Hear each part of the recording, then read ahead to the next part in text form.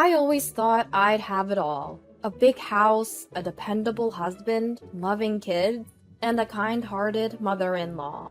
I'm Lilu, a stay-at-home mom. I married Eden, my college sweetheart. We knew going in that we'd be living with his parents. But then my mother-in-law passed away with death, and my mother-in-law's health deteriorated. We had to sell their property to settle those debts.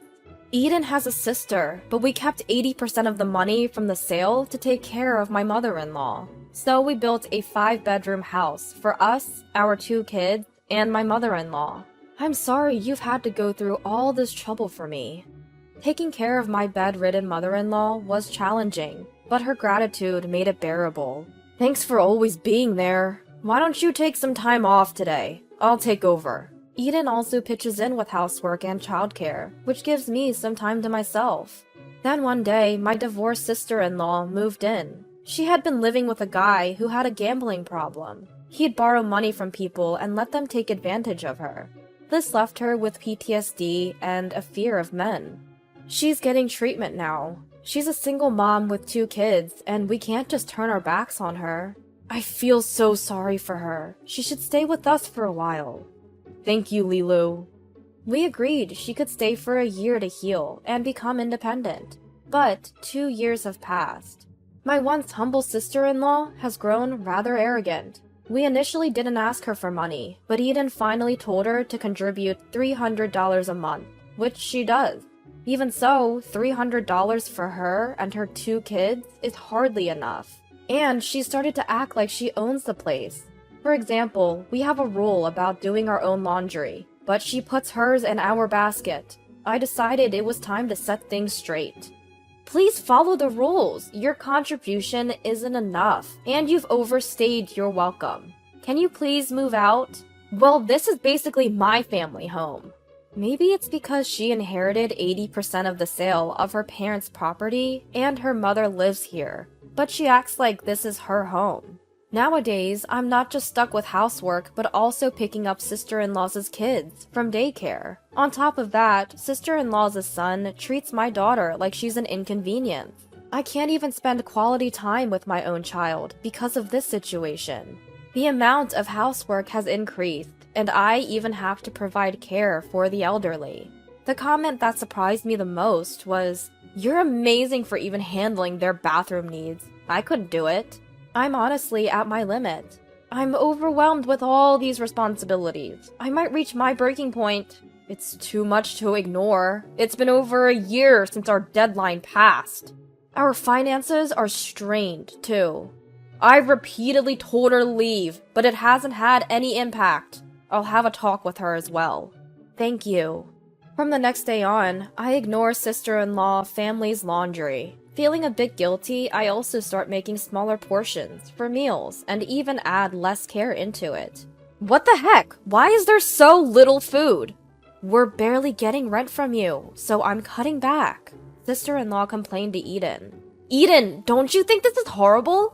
Not at all. Shouldn't you just be grateful that food is being made for you? Over time, things revert back to the way they were. Lilu, can you do this for me? Sis, become independent. Do it yourself. Don't rely on Lilu. If you won't do your part, leave.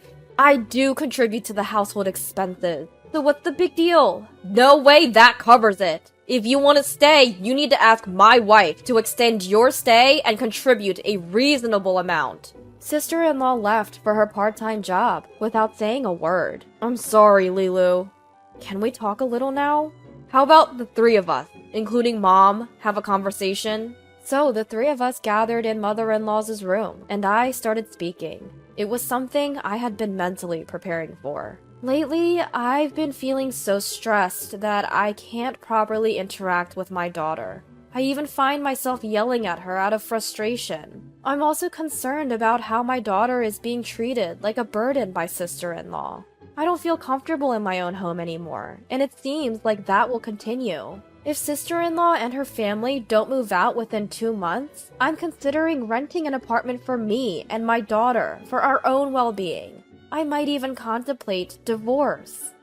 I'm really sorry for letting things get to this point. All of the burden has been falling on Lilu, and I knew she was getting stressed out. I'm not happy with the current situation either, but I didn't know how to ask my sister to move out.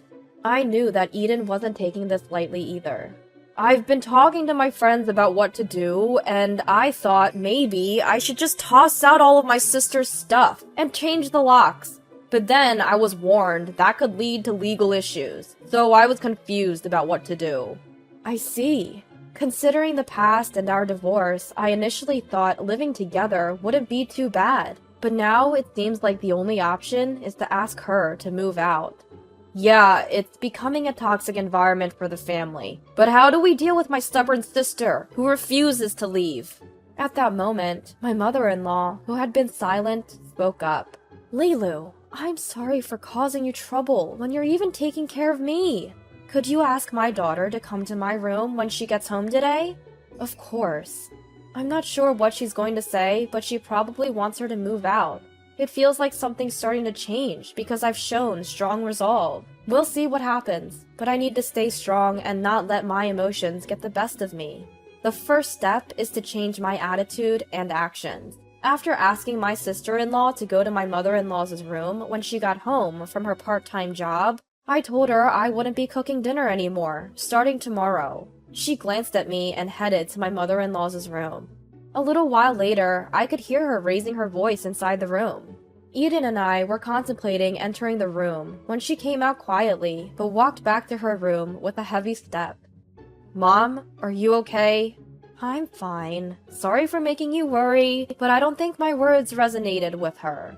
I don't think that's true. I'm sure she's got something to think about. Let's take this opportunity to cooperate as a trio. From that day on, we increased our talks as a trio and became more assertive in our words and attitudes. We frequently told her that we wanted her to move out, didn't take on any imposed housework or babysitting, and during our discussions, we decided on specific conditions for her departure. Then a meeting was held, including her.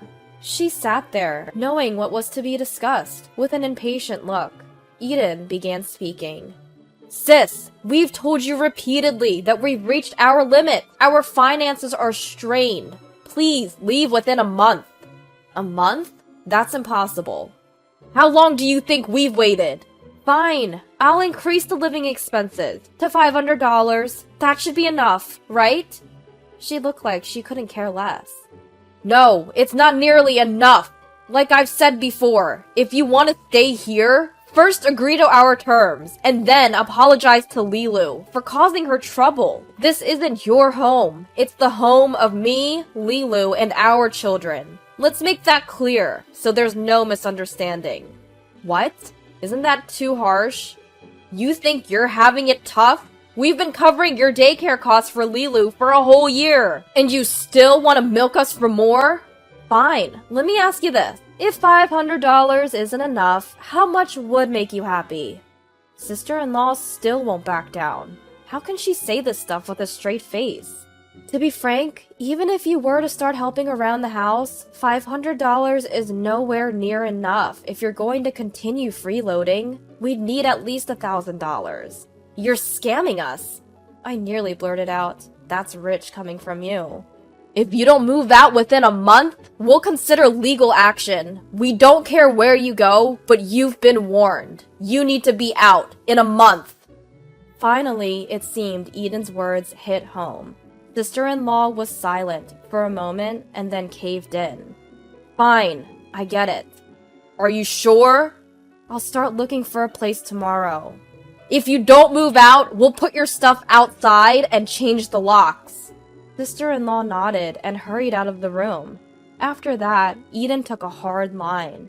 If he came home and found sister-in-law there, he'd throw her and her stuff out, only for her to sneak back in. We started charging her for using our amenities, like the toilet, shower, kitchen, water, and TV. If her kid ever wronged our daughter, we'd lock her kid out on the balcony.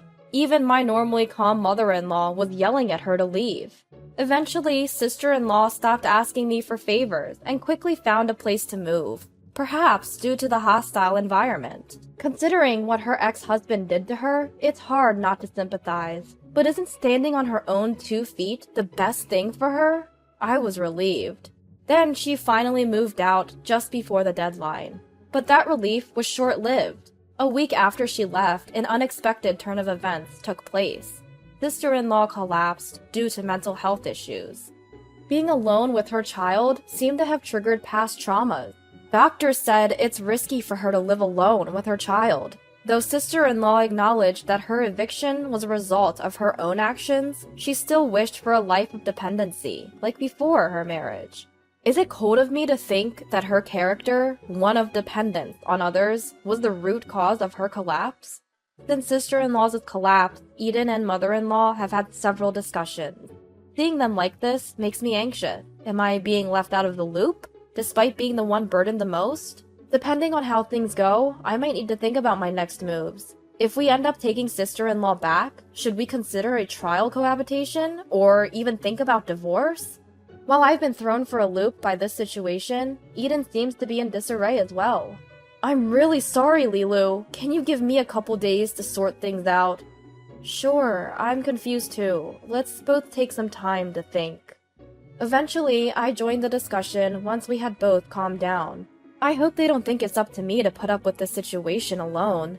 While that did cross my mind, Eden seemed deeply engaged in conversation with a doctor, discussing options for a scenario that would work for everyone, including his sister-in-law. He doesn't seem eager to back out. I made it clear that even short-term cohabitation is out of the question for me. Finally, Eden and his mother-in-law proposed. Could we have sister-in-law stay at the house until the end of the year? It's July now. That's a whole 5 months away. According to Eden, he did check with social services about available shelter for mothers and children, an option the doctor also suggested. However, immediate placement isn't possible. Because she has family, her case isn't considered urgent, so priority placement isn't an option either. But if the doctor says it's unsafe for her to live alone with her kids, what can we do but wait for shelter availability? Leaving her be and then being held responsible is also problematic. The shelter seems to be the best option. I worry, however, that if we allow her back, even temporarily, sister-in-law might take advantage and overstay.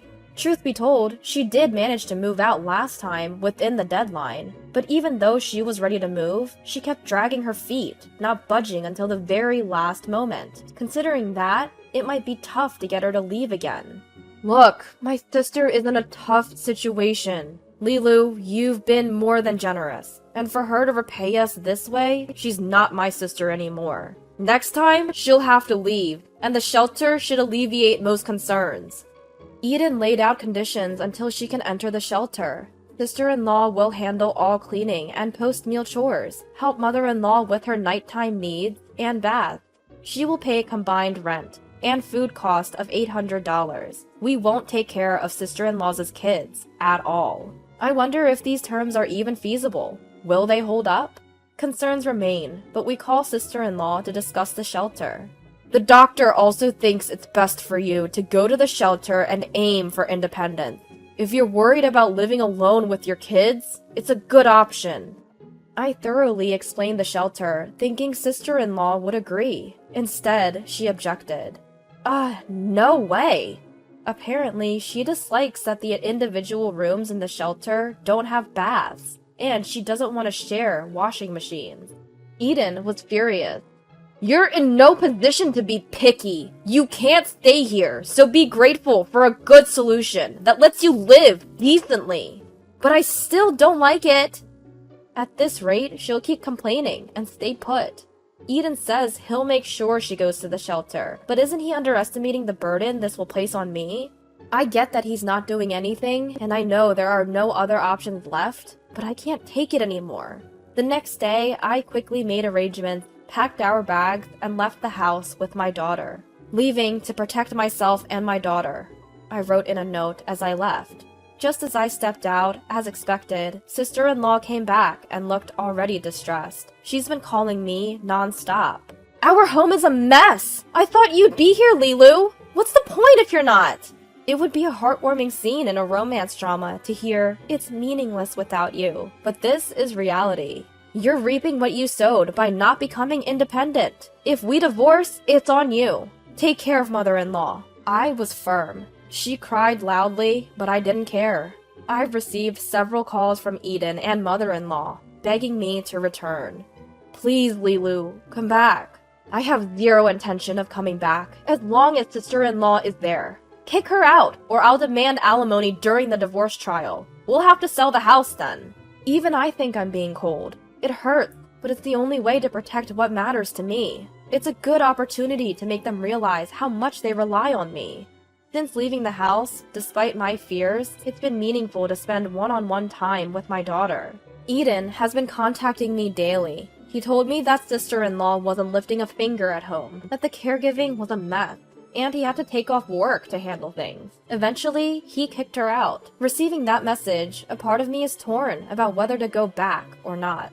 Lilu and the kids are my top priority. I want us all to live together. I'm taking care of mom myself right now, but it's affecting my job. I'm thinking about hiring a helper. However, that's not financially sustainable in the long run. You might have to work part-time. We can't put mom in a facility immediately, and even if we do, it's going to be expensive. I agreed to live with your mom and take care of her when we got married, and I'll continue to do so. Your mom's been good to me too. But your sister will be back. She always is. She's returned home within a week before, so I want to watch the situation for at least a month. Understood. I'll hire a helper for 1 month. If mom can move into a mother-child home soon, that would solve everything. Even though the doctor recommends it, the welfare officer won't consider it. They say it's too cruel to kick her out. I'll talk to them again. Thank you. After that, the sister-in-law comes back to our home yet again. Despite Eden's constant visits to the welfare office, the officer is only sympathetic. The situation is not improving. The stress and sleeplessness it causes me enrages Eden, who begins ignoring both his sister and her child. He confronts the welfare officer multiple times. My wife is sick because of my sister. We're even discussing divorce. If our family falls apart, it's partly your fault too. If you think she's so pitiful, why don't you adopt her? Between the stress about his sister, the uproar, the fatigue from a busy work period, and caregiving, Eden ends up in the hospital with a stomach ulcer. Although both of us collapsing secured a spot in the home, the sister-in-law starts complaining again. Seeing this, the mother-in-law spoke up. Why are you still here? You're still being allowed to stay, given the circumstances? Silent, the sister-in-law finally moves into the mother-child home. It seems she's getting by just fine now. We've hired a helper to care for the mother-in-law. Given her wishes and after considering our finances, we might move her into a facility. Peace has finally returned to our family. I'll never forget how my husband cried tears of joy when he saw me and the kids return home. I pray that my sister-in-law finds her own path and that we can continue to build such a family.